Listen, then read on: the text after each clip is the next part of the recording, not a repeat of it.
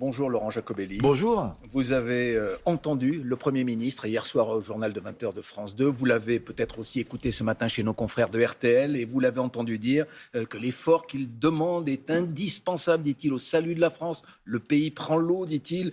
Il veut croire qu'il peut y avoir un autre scénario que sa chute lundi matin. Lundi après-midi, puisque le vote aura lieu lundi après-midi. Qu'est-ce que vous y répondez? N'ayez aucun espoir? Non, il n'y a aucun espoir, Monsieur Bayrou. Il faut arrêter maintenant cette propagande quasiment soviétique où vous apparaissez du matin au soir à la télévision. On l'attend d'ailleurs bientôt sur Equidia, sur Gulli, comme s'il allait nous convaincre de sauver son poste. Mais c'est pas le sort d'un homme aujourd'hui qui compte. C'est le sort d'un pays surendetté, un pays en proie à une immigration massive, à une insécurité incontrôlée. Et chaque jour, l'actualité nous le montre. Et il est l'artisan de ce chaos, soit parce qu'il a soutenu des gouvernements qui ont endetté le pays, soit parce que lui-même, avec les rênes du gouvernement depuis 9 mois, a été incapable de prendre les bonnes décisions. Les Français sont clairs. Monsieur Bayrou, au revoir. Lundi, il faudra faire vos valises. Oui, mais Monsieur Jacobelli, très bien, on vous entend, mais sur le diagnostic, est-ce que vous êtes d'accord lorsqu'il dit qu'effectivement le pays a une dette colossale, a 44 milliards d'économies à trouver dans son budget, mais vous, qu'est-ce que vous proposez? Vous proposez, je vous cite, de réduire les gaspillages, de vous attaquer au coût de l'immigration, de remettre en cause la contribution de l'Europe, de la France au budget européen, mais tout ça, ça ne fait pas 44 milliards d'économies. Eh bien, est-ce qu'il n'y a pas des sacrifices à demander aux Français, comme le dit le Premier les sacrifices, vous savez, les Français, ils le font en travaillant. Et aujourd'hui, un Français qui travaille 1 heure sur 2 de travail, il les donne à l'État. Il les donne pourquoi? Pour voir moins de sécurité, moins d'hôpital, moins d'éducation. Les Français, ils en ont marre. Ils sont étranglés fiscalement. 250 milliards. Alors, qui doit payer? 250 milliards, Jacques Imbert, c'est le montant de l'accroissement de la pression fiscale depuis Emmanuel Macron. Qui doit payer? J'ai un exemple pour vous. Il y a eu des émeutes en France, des émeutes intolérables dans certains quartiers, vous vous souvenez, où pendant un été, la France a brûlé. Et aujourd'hui, on est en train d'expliquer aux honnêtes citoyens que c'est à eux de payer entre 750 millions et 1 milliard sur leur assurance pour payer les dégâts faits par des voyous. Eh bien, vous voyez, si nous étions au gouvernement, c'est la famille de ces voyous qui paierait. Sur tous les salaires.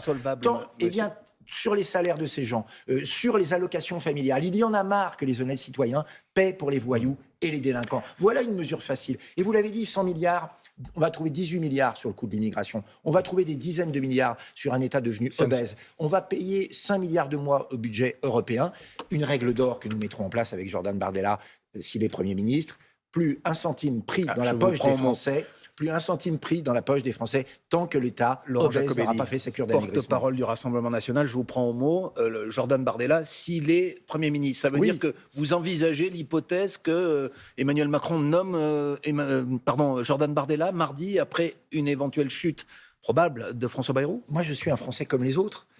Vous le voyez bien, la personnalité politique que les Français voient comme Premier ministre, c'est Jordan Bardella en tête. Il a toujours dit qu'il ne ferait qu'en cas de majorité absolue, ce que vous n'avez pas aujourd'hui. Et c'est pour ça qu'il faut dissoudre l'Assemblée nationale. Et si enfin on écoutait le peuple de France, si enfin on lui donnait la majorité qu'il veut, en dehors des magouilles de Front républicain ou de je ne sais quoi, les Français veulent se débarrasser d'Emmanuel Macron et de François Bayrou, et veulent Jordan Bardella Premier ministre. Alors, allons aux élections législatives.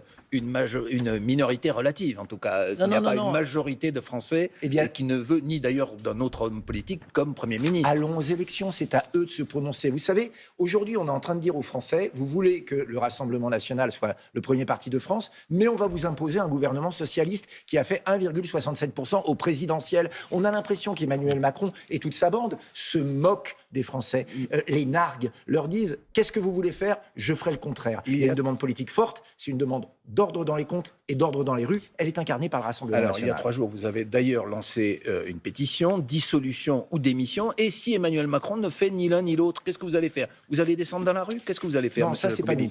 Nous respectons les règles de la Ve République et nous ne voulons pas le chaos. Il ne vous aura pas échappé que je ne suis pas porte-parole de la France insoumise, du chaos et de la violence. Nous allons demander au président de la République de prendre ses responsabilités. 15% seulement des Français le soutiennent. Je crois qu'aujourd'hui, on a un besoin fou de démocratie. On a besoin d'entendre la voix du peuple. Ce peuple dit quoi? Il dit que le Rassemblement national porte ses espoirs et que nous pouvons demain gouverner. Même l'ancien président de la République, Nicolas Sarkozy, le dit. Oui. Il est temps de se rendre à l'évidence. Mais ça ne répond pas à ma question néanmoins, si je peux me permettre. C'est que ferez-vous si le président ni ne dissout, ni ne démissionne? Eh bien, nous jouerons notre rôle. À l'Assemblée nationale, nous étudierons les budgets qui nous sont proposés, mais nous sommes très clairs. Si un budget ne nous convient pas, si les retraités sont menacés, si ceux qui travaillent sont étranglés de taxes et de dettes, eh bien, nous ferons sauter les gouvernements.